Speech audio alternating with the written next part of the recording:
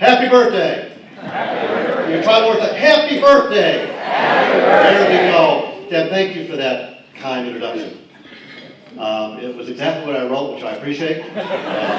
Clearly, I need to write something longer next time. I want to thank all of you for being here. I was quite excited. In fact, on the way over here, I saw a student and kind of waved, and he said, "Where are you going?" I said, "To a birthday party." He goes, "Yours?" I said, "Well, not really. It's the university. It's 149 years." He goes, 149 years? Were you here then? I said, "No, I came a year after." 149 years. Proud past, focused future.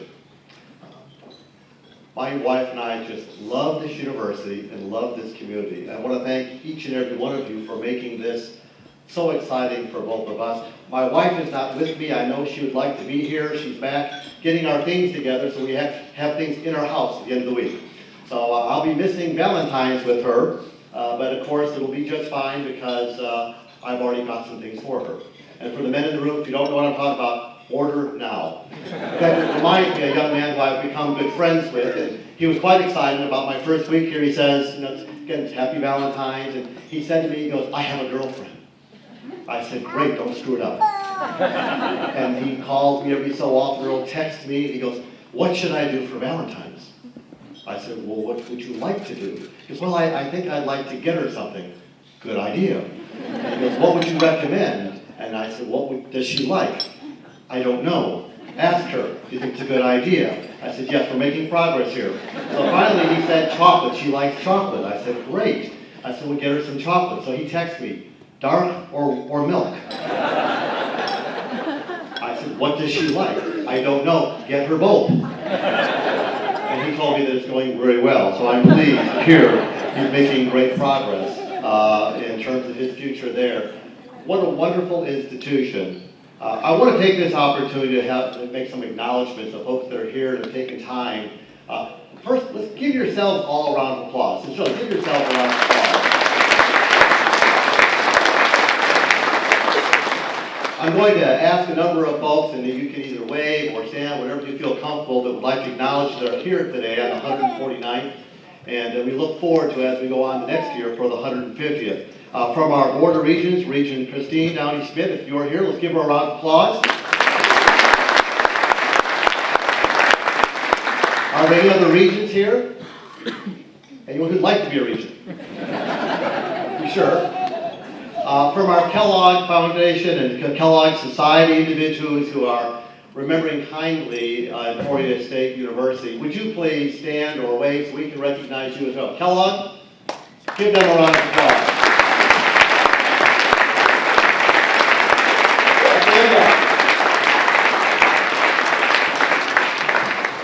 We also have a number of individuals here from Black and Gold Society who has kind enough to contribute money to scholarships for students.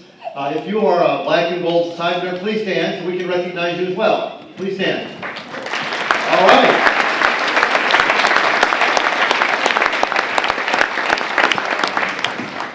I know we have a number of folks, our chair of the board for the Emporia State Foundation, other members and trustees of the foundation. Trustees and chair, would you please stand so we can recognize you? Give a round.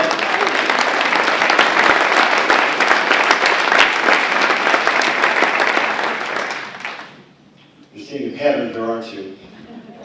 I'd like to thank our commission for officially making this February 14th Emporia State University Day. Rob, Jim, Bobby, if you please stand so we can recognize and thank you as well. You're in the audience? Thank you. Please let me know when elections come up. I'm originally from Chicago. I know how to vote early and often, so whatever I can do to assist. I'd like to also recognize a number of community members in attendance, including Teresa, Kent, Jeannie, Matt. If you please stand, other community leaders there, please stand for just a moment so we can recognize you as well. Thank you.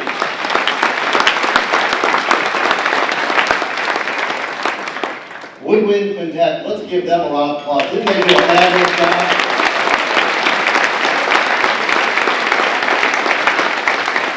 They're in class now.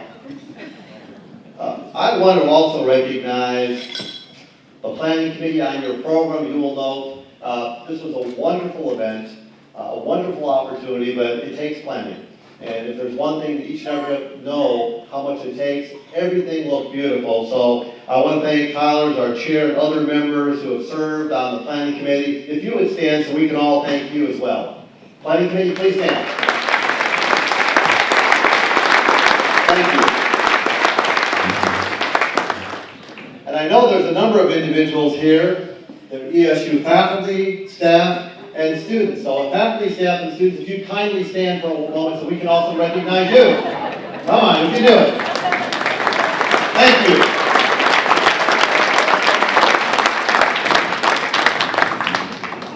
Now I know we've recognized almost everyone, but some of you are saying, I get to be recognized. So if you feel a need to be recognized and I've not yet recognized you, please stand so we all can recognize you. Thank you very much.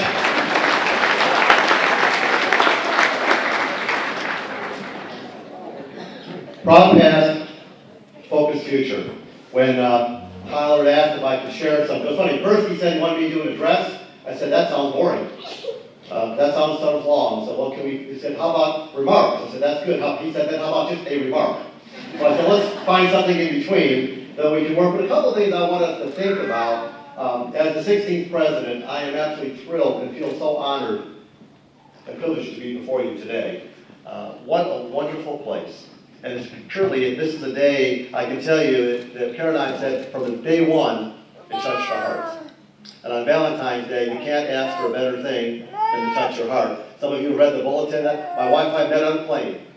And so I'm going to go pick her up on a plane. But, you know, everyone is touched in different ways. And just for a moment, as we talk about birthdays, I want you to just think about that really special first birthday you remember. Go back in time a little bit. Remember that one birthday?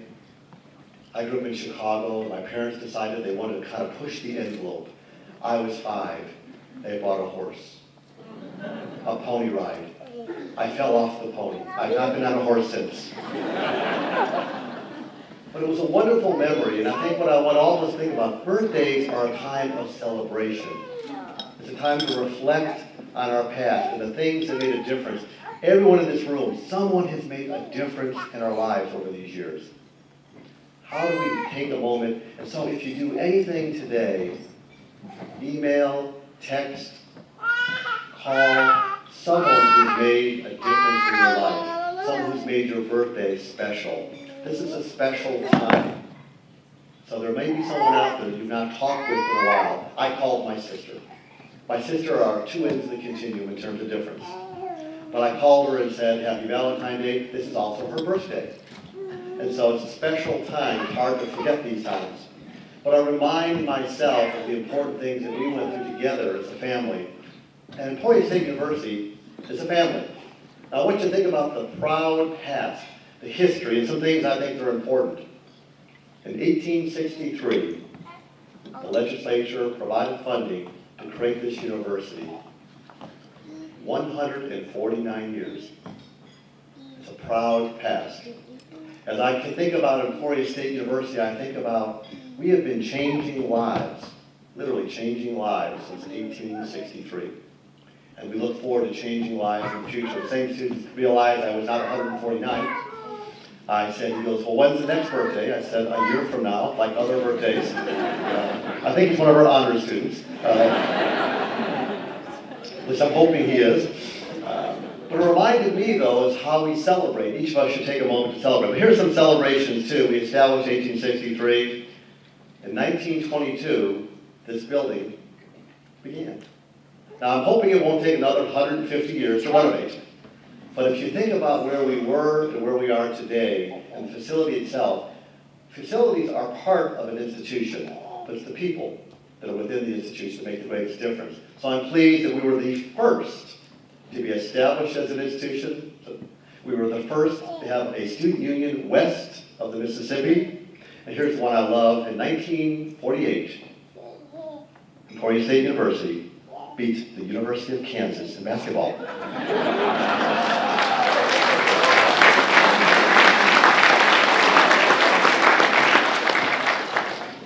I've talked to the chancellor. We've invited her down. I said, anytime you want to come down and play basketball, let me know.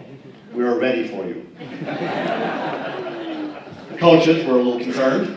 I said, I didn't invite the players, just the chancellor.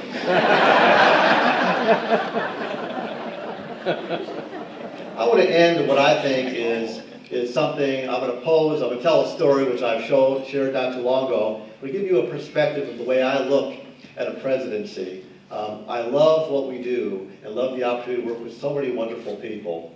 But I remember this, I've shared this once before, but how many of you have been on a bus before in your life? I mean, you have, right?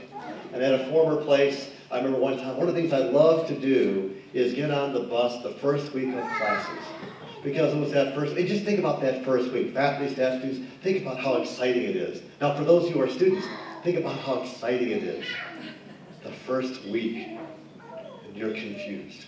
Right, there's that just a little bit nervous of where you're going to go. One of the things I'd love to do is that first week of classes, usually the Wednesday, Friday classes, I'd get on the bus on campus and I'd go all the way around just to see the dynamics and see the energy that first week, and also just see the expressions of both new and returning students. It was always fun to do that. And so as we're getting on the bus, I get on, a young woman is getting on, a smile from ear to ear. She's got a backpack, a little ribbon, which in that school meant she joined a sorority. Life is good. We went all the way around the campus. She never got off the bus. So I walked up and I said to her, hi, my name is Michael Shonrock. I got on the bus at the same time, but I've noticed you've not got off yet. And all of a sudden, a little tear rolled down. I've lost my schedule. I'm not sure when to get off. So I said, well, it'll be okay. I have my cell phone, and let me call in, and I'll get your schedule. So I need your name, like an ID number. How many of you have daughters? If a 50-year-old man asks your daughter for personal information, the answer should be no. But in this case, it was going to be okay. So as I was going around, and as we kind of go around, and she's feeling better now, because isn't that really what we're supposed to do, is make students feel great about their experience. So remember, this is Monday, Wednesday, Friday, so I said, it's a Wednesday class, and it'll be her second day. I said, by the way, here's your schedule. I told her how to go out and get it again. She goes, okay, great. I said, you've missed your first class. She goes, oh, that's okay, I don't like it much. Second day, but nonetheless, okay. I said, well, tell you what, I'll get off the bus at the same time you do over here, and I'll just walk over. And she goes, okay, great. So she's feeling better. Again, it's all about confidence, giving her a sense of confidence. So as we're both getting off the bus, and she's getting off, and I told her her next class is over here in history, and she's feeling a lot better. She sees her friend. I'll say her name is Cindy. So they're saying, Cindy, where were you this morning? And she paused, and she looked and smiled, and she looked over to me, dressed pretty much like I am today. She goes, well, some things came up. But she goes, but this very nicely dressed bus driver helped me out. My wife was thrilled to know I was nicely dressed. And you think the story would end there. About a couple weeks later, I saw her walking the middle of campus, and my picture was in the paper, and she walked by, and all she knew was my name was Michael. And she said, Michael, good morning. I said, well, how are you? I'm good. I saw your picture in the paper. Senior Vice President, congratulations on your promotion. I said, yes, you must be an excellent bus driver, one of the best. I won't say much more, but when she graduated, you should have saw the expression on her face. She goes, you're doing really well. I told my parents, maybe I should really think about transportation as a major. I said, not a bad idea. It's a reminder that what we need to do as we celebrate each and every day, and we need to touch the lives of individuals. It's not about organizations, it's not about titles, it's about making differences in lives. And if there's something I've learned, and now starting my 6th week here, is that people here have touched people's lives. And they remember each and every day. When I talk to students, they talk about the faculty. And I told a group of liberal arts and science that I met with someone about my sector. Alum called me up and says, Professor so-and-so did such a great job. Is she still there? I said, as far as we know. I checked, and she was. But I want you to know that that's what they remember. Staff members who go the extra mile. Faculty who have gone the extra mile. People in the community who have gone the extra mile.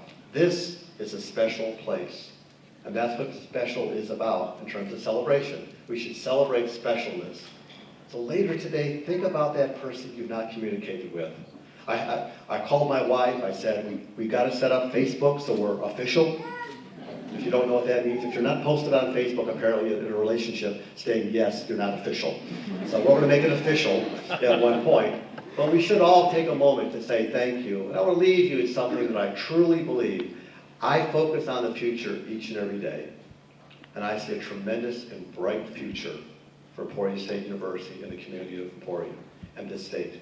My wife and I feel very blessed, but something I really believe in, and just a question I'm going to pose, I want you to think about that.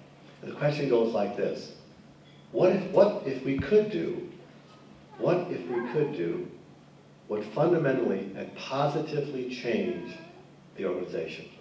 So what seems impossible, that's the most important word, what seems impossible to do, that if it could be done, would positively change and improve Emporia State University. It's a great institution. Thank you so much, and again, happy birthday.